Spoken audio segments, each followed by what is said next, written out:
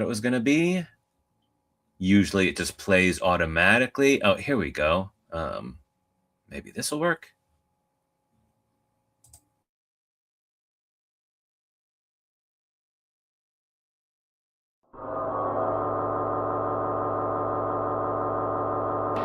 You are interested in the unknown, the mysterious, the unexplainable. That is why you are here.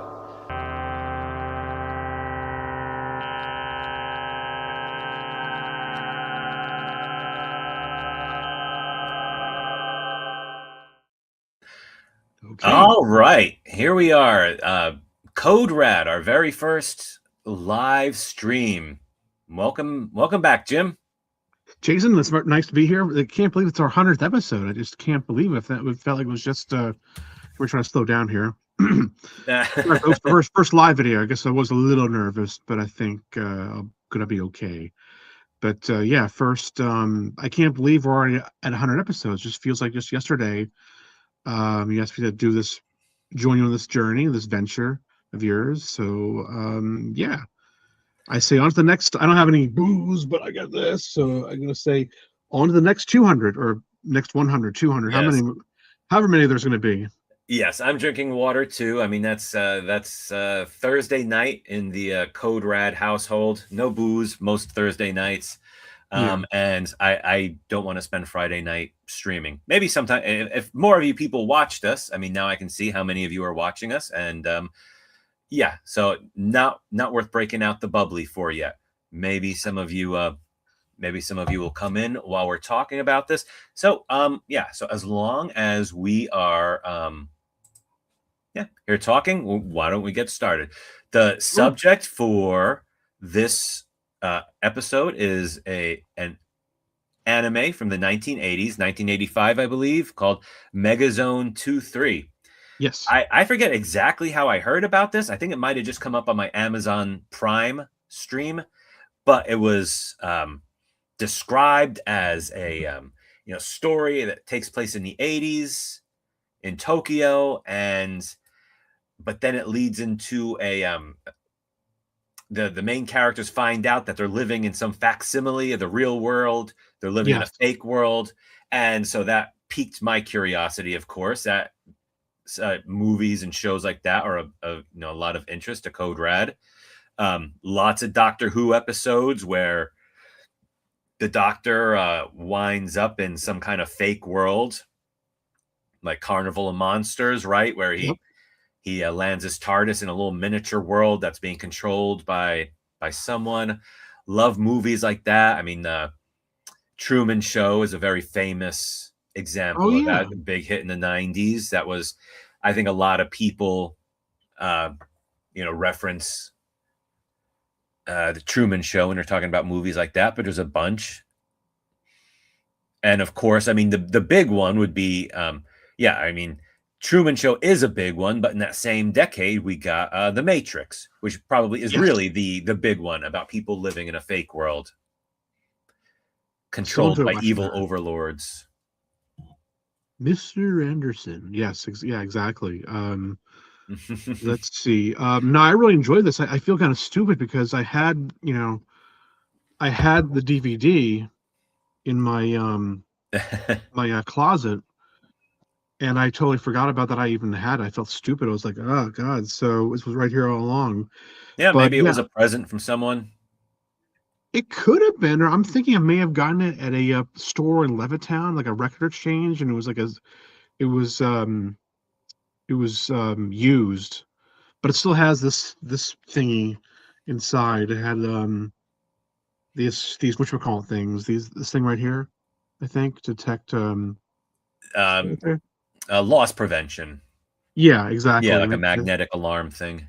Yeah, that's still in there. So yeah, I don't think I got it at a Suncoast or whatever, but yeah, I had it right here, and the one question I was asking myself is that when I was watching it, I was like, why did I see this sooner? Because everything I love about 80s anime was in this. It was just the colors and the music and the backgrounds, character designs. Just I really missed this this era of anime. I guess the late 80s is when I kind of um, got kind of my interest in anime got reawakened. Mm. Um, Actually, I did have some slides. Okay, if I bring them in, Yeah, yeah. Go ahead and upload them, and we can keep talking. Yeah, okay. I mean, definitely, very bright, vibrant colors, great animation. Um, I mean, some of the voice acting, I found something appeared for a few seconds there and then vanished. Um, Yeah, sorry, I clicked on the wrong. I mean, the some of the voice acting I thought were interesting choices, but it didn't detract. It was all very enjoyable. Um, then you've got adult content. Some aspects of Yeah, it were very adult, very grown up stuff. It turns out that this movie, I mean, we'll just call it a movie. It was one of the early direct to video movies in Japan. yes, yeah. I Good old. They have right here in the bottom. It says, or the top. It says original. Sorry, it's a lot of light. Getting a lot of light here. Well, on the top it says original video animation or OVA. So basically, what those are is that they're right. animated specials that got released on back on VHS. And the nice thing is they weren't really tied down to any broadcast standards, so they could go a little further with the sex and the violence and all that Mm, other good stuff. So and also they weren't I think also they had a higher budget to work with if they decided to go the OVA route. okay. So yeah, yeah. Let me see if I can bring my slides in here. All right. Just Here, I think don't have that many, I probably but have to.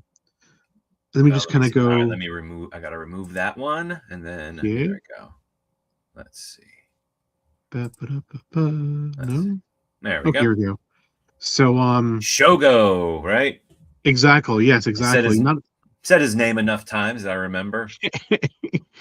well. It got me thinking. So this anime had a motorcycle, but I thought, you know what? A lot of Japanese anime, if they're OVAs or series or movies from the 80s, they always had to seem to have a motorcycle attached to Yeah. them.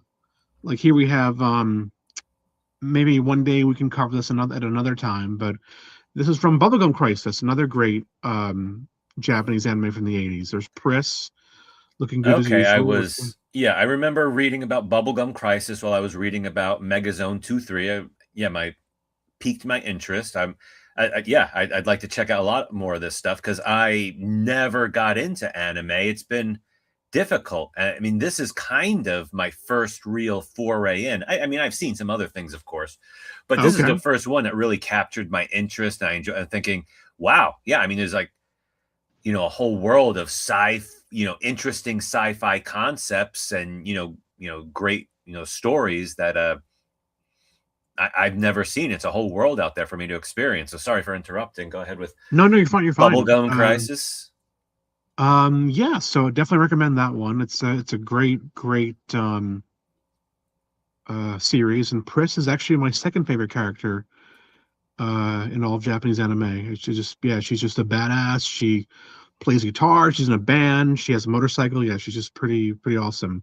Mm. Uh, Next week I'll tell you my first favorite character in all of anime, but that's going to be another story for another time. Um, and of course the big one, Akira, that has a motorcycle in it also. Yeah, But I was just trying to. probably the ultimate anime, right? I mean, probably the most Yeah. famous, most well regarded. Oh yeah, definitely, Yeah. definitely, yeah. Everybody has sees that image or has seen that image of Kaneda going to his bike. Yeah. So let's see here. But I just was curious why so many motorcycles in 80s Japanese anime. Well, I'm going to do my best to pronounce this word. So the 80s in Japan saw a rise of a group of people known as I'll try to Bolso Zoku, I Uh-huh. believe is what they're called, which translates to I hope I got that right. Which translates to basically let's see, violent running tribe is what it translates to. Okay. So basically, they're mostly motorcycle gangs. My Japanese friend from Subaru, when I used to work there, said basically in Japan they're criminals. Uh-huh. but they basically were becoming popping up all over Japan during the 80s. Basically, I think every country has this where the youth of a country starts to rebel, and I think the 80s was a big time for rebellion, and a lot of them just happen to have motorcycles. Yeah. Um, I think, yeah, here we go. Here's a whole gang of them right here. So Nice. a lot of them would have those headbands. I Yeah. think for those that's for sweat, I think, and also they would have those banners. But I think rebellion in motorcycles has gone, pretty far back, even in American culture.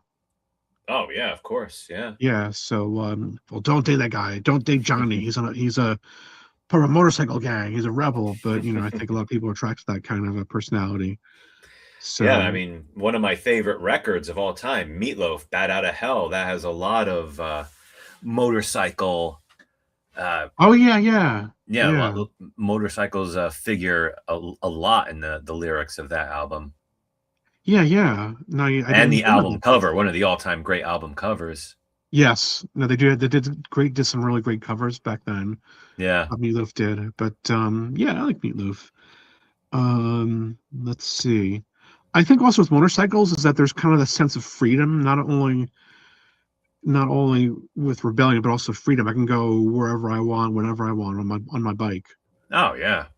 And here we have a scene from Easy Rider. Um, but yeah, the only other thing I have left here is what got me back into Japanese animation was a very unlikely place, and that was the Spanish channel. Huh. Because in the late 80s, 88, 89, they would show shows like this. Yeah. This actually is Gecko Kamen, but it ran on Mexican TV and Latin American TV under the title El Capitan Centella, which I think Centella means shooting star. Hmm. And then from there, I would go to my first convention was in 1989, and it wasn't really that uncommon to see dealers in the dealer room selling anime bootleg VHS tapes. And I Oh, think sure, yeah. and it grew from there and grew there. But yeah, it's just kind of odd that my interest in Japanese anime would come from a Spanish channel. Just as crazy. That's how it happened. Uh-huh. Yeah. But yeah, they'd show things like Kapitan Centella and Conan, and they would show Treasure Island, things like that. Princess Knight, they would show that too, but of Okay. course all in Spanish. So yeah, um, but yeah, this really took me back. It just was great seeing, it kind of made me miss that era. It's never the same when you first get into something. Again, if it's whatever, new hobby, Nah. it's never quite the same as when you first get into it. It kind of took me back to those days, and I kind of miss those days. Just it was kind of Yeah. anime was kind of new and it was just new and fresh. Yeah, yeah, definitely. Yeah, yeah, I was not into it at all in the 80s, and I knew people who were, and I mean, I think they were watching, back in the 80s, they were watching a lot of bootlegs, like you mentioned.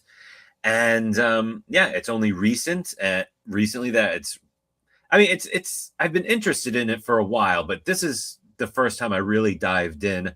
I mean, I love the 1980s. I love the plot of discovering that you're living in a fake world. And so this, and so the, Megazone 2-3 has a really interesting plot device. I love the idea that you find some like strange exotic technology as like kind of like your first hint that the world is not what it seems. And in this case, like Shogo's friends brings him to show him this wild motorcycle he found. Garland. The Garlands, yeah. And then, these shadowy Agent Smith types show up and kill Shogo's friend right away. And, yeah, kill Shogo's friend. And so Shogo does what any self-respecting, teenage action hero would do, is hops on this souped up, supercharged motorcycle and drives off with these evil agents chasing after him. And also, there's one other thing. It becomes a mecha. It transforms. Right. Right. And So so that's yeah, funny. so I thought that was super cool. I mean, you know, I'm a pop culture fan. I know a little bit about manga. I know or anime. I know this is not like a new unique thing, but it was No. pretty new to me. The idea that you're riding a motorcycle and you can transform it into a robot that you are, you know, now inside, and you can, you know, fight, shoot guns or whatever, have a laser sword as the case may be. Yeah, yeah. Definitely anime is not definitely not new. I think it's been airing on American television since the '60s with Astro Boy, Right. but Okay. it's become so popular now. It's so mainstream. What was kind of cool Yeah. back then, though, it was kind of like this underground thing. And I do remember you could get things like this on VHS. The problem was like it was like 40, $50. It's like when you're in Right. your teens, you don't really have that kind of money. So I would get bootlegs that were only $10. So but those bootlegs of I threw them all out. But back Yeah. then, yeah, I had a lot of them. Yeah, Um, yeah. I mean, it used to just be bootlegs and like real, you know, really geeky stuff, you know, totally niche and obscure. And now, I mean, you, kids in elementary school have anime backpacks and yes, it's whatnot. crazy. Yeah. Although I think that has kind of gone down. I think like One Piece and Hmm. Naruto. Yep. I don't see Bleach. that so much anymore. Once in a while, I saw a kid at school wearing a pretty cool jacket that I think was from Naruto or something. But yeah, I think it's, I think maybe it peaked. Maybe it'll, maybe another wave will come and lift it up and become popular again. But yeah, I mean, yeah, kids love it. It's very mainstream now. Oh yeah, very. I think there's like a One Piece attraction at the Netflix house in King Park, I Really? think. There's something, yeah, they got something there, but I don't know if it's a restaurant or a golf course, but there's something there that's One Piece themed. Yeah, of course. I So mean, yeah, yeah, kids, that they have one of these Netflix places in King of Prussia, which is, yep. about an hour away from Philadelphia. I'm trying to think if there's anything on Netflix that like I would want to go and have an experience of it like that. And I can't think of a single thing on Netflix that I'd be like, oh, I want to go and do some kind of theme park style thing. It, the shine has gone off Stranger Things a long time ago. I really don't care Yeah, about going to do some kind of Stranger Things experience. yeah, You know, Breaking Bad was a huge Netflix thing, but of course that started off on AMC. right. Netflix kind of absorbed it. I think they funded a lot of it because Breaking Bad. I think that was kind of like circular. That Breaking Bad's popularity fed into Netflix, and Netflix rise is like the main platform fed into the popularity of Breaking Bad. It was kind of, you know, I forget the phrase, but yeah. So I don't think there's a Breaking Bad thing there. But yeah, we're getting a little bit off topic. No problem. But yeah, there you do see anime is still pretty not as popular as probably was.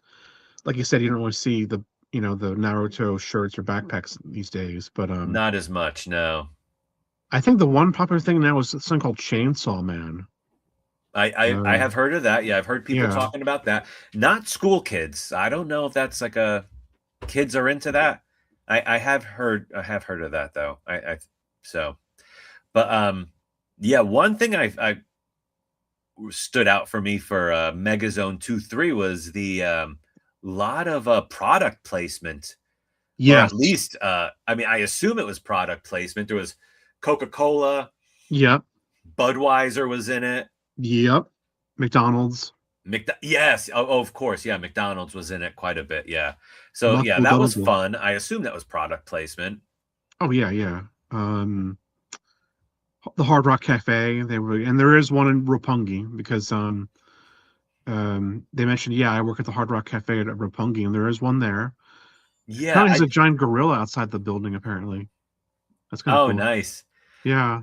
I thought that was interesting because yeah, they definitely mention Hard Rock Cafe, but they never show it. And you're thinking No. if it's a product placement, you would think they'd want to show. Yeah, right. And, and interestingly, you do actually see a Hard Rock Cafe logo in part 2, which You we're not do. going to really Okay. talk about today.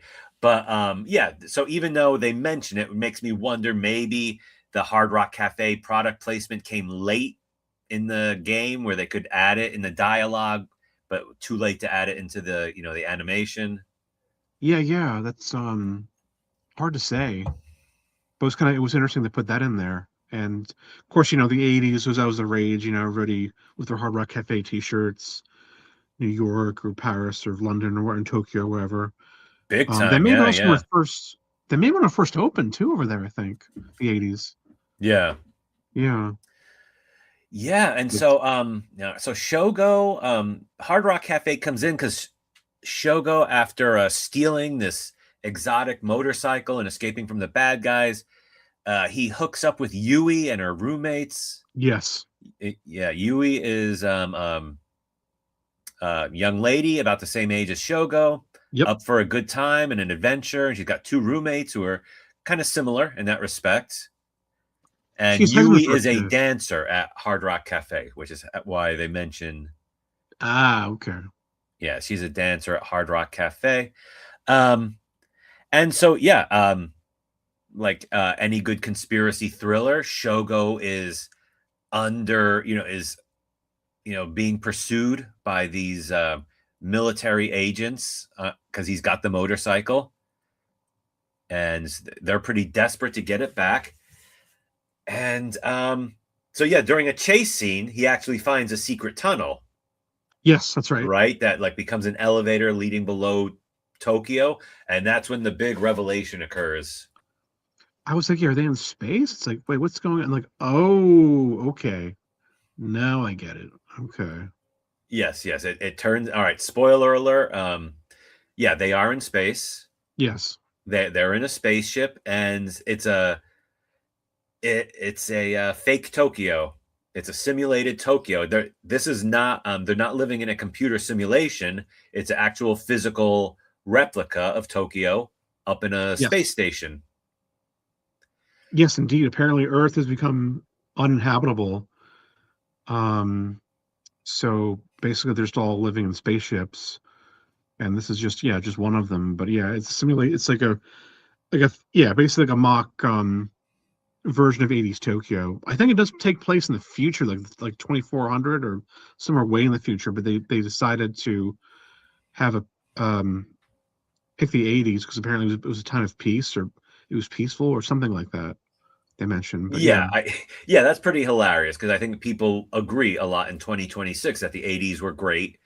yeah, And yeah, sure, if you could create a fake world to go and live in, yeah, sure, the 1980s, that'd be awesome. And so apparently, according to Megazone 23, people even 500 years in the future decided that would be the perfect environment to live in. So it's all a bit confusing. I'm not sure if it's my fault. I mean, like, why is it possible? Why was it necessary to trick people into believing this? Into into forcing people into living in a fake environment and having them think they are living on in Earth 500 years ago. What is the deal with the military? I guess everything is being controlled by a military computer called Bahamut. I'm sure I yes, did not Bob. say that right, Yeah, I don't think but yeah, something Bob. similar to that. Yes, they're the computer that controls everything. Yeah. Computer that controls everything, but then there's another computer that controls everything called Eve. Yes. Although I guess she obviously does not control everything because she's a good guy. She's trying Yes, to help the heroes, but she's also a pop star. she is. And I thought that was very interesting because now we're living in the era of AI generated everything, and they can create very realistic AI humans. So Yeah, something yeah. like a pop star who is actually a computer, that seems just very topical for 2026. And they predicted that in 1985. So that's Yeah. crazy. Yeah, so we have a pop star who's actually a computer who is a bit of a rebel who wants to help the rebel humans fight against the military. But yeah, it's not really clear why is the military the bad guys here, because it turns out they're, the military are a, immediate threat to the heroes. Mainly, I guess they don't want the heroes to like reveal the truth about, fake Tokyo and, this exotic technology with the motorcycle. But also there is, there's an outside threat. Apparently, like the other humans that left in spaceships are antagonistic against, I guess this spaceship is Megazone 23. Kind of a weird name for a spaceship. I guess there's other megazones, which are spaceships. And I believe it's revealed at the ends that they are like 50 years ahead of Megazone 23 in technology, which is a big problem. Okay. That's interesting. Well, that's where part 2 goes. Oh, I see. There's a lot more with fighting the other spaceships. But it is mentioned in Megazone in the first one, in part 1. And so you have the military, which is dealing with, hostile factions of other humans that also escaped from Earth. But then, yeah, the military, it's also the military versus the people living in fake Tokyo. Yeah, I guess they want to keep the illusion because that way they're easier to control. That way the populace is easier to manipulate or control. Or that could. Yeah, that's a possible explanation. I don't remember if they actually said that in the. No. I think there were. I like this. I think it did need some tweaking with the plot and also the character development. But I did really enjoy it. Yeah, I'm just shocked I didn't watch it sooner. I just feel like there, but yeah, I think there were some things with the story that kind of needed a little tweaking. Yeah, and like the ending. Yes, yeah. The ending is quite weird. It doesn't resolve anything. It ends with our hero getting beat, but not beat real bad. He still comes back for he bounces back. He crawls out of his robot suit and just kind of walks away. I think does he get on a motorcycle? Maybe he doesn't get on a motorcycle. He just walks away and like walks back into Tokyo. And it's almost kind of like an indie art house film. It just kind of ends. Yeah. Nothing's resolved. I'm glad our hero didn't die, but he gets his ass whooped pretty good at the end. And and then roll credits. And then also they kill his friend Tomomi. They killed the and which nothing about that is resolved. No, she gets killed, but by like one of the heads of the military, and I guess he kills her because she's making movies that is going to reveal the true nature that they're they're not on Earth in 1980. They're on like a crazy spaceship, and nobody has an idea. Yeah, ready to reveal the truth, and they're just like, nope, no, you're not. And they don't say how they kill her, but they find her dead in the apartment. So right, it's unexpected violence, but I don't really want to go in. We're here to talk about Megazone Part 1. Yeah, a few things is like Part 2 is quite different. If a lot of different kind of stuff. They really go into the other hostile spaceships, megazones, I guess. That takes up a lot of the the runtime of Part 2, but and they really up the gore. I mean, it was a little bit shocking when Shogo's lady friends gets killed by the evil agents, but the gore is kind of off the charts in Part 2. It's pretty wild. It's like I will say that I'm pretty sure they mentioned in Part 1 that one of the other spaceships has advanced 50 years faster than Megazone 2-3. And so I'm thinking, okay, so they have bigger guns, faster spaceships or whatever. No, it's like, it's crazy the weapons they use. It's like you will never imagine it. You can try to, I mean, unless maybe this is kind of like an anime staple, but I doubt it. Like if you try to guess how their technology has advanced in like, that 50-year gap, I would never have guessed it. It's wild and it's really gory and crazy. Oh wow, And let's see yeah, it. Can't wait. yeah, check it out. It's on Amazon Prime, so quite easy to find if you because you only have the DVD of part one. I do. You can get the Blu-ray that has all three episodes on it. Right. Now the version you saw, was it dubbed? Was it subtitled? How did you I which went version with did the you? dub. Okay, they In do a good my job with old the dub. age, in my younger days, I mean, I would have been a purist. I have to watch the subtitled, but I mean, I don't want to spend my whole time reading when like this. A movie like this is so fast paced Yeah, and so visual. You will miss stuff if you're spending a whole time reading. It's not some French art house movie that much slower paced. So I don't want to be focusing on words. I want to see the action and stuff. So makes sense. yeah, so yeah, I went with dubbed.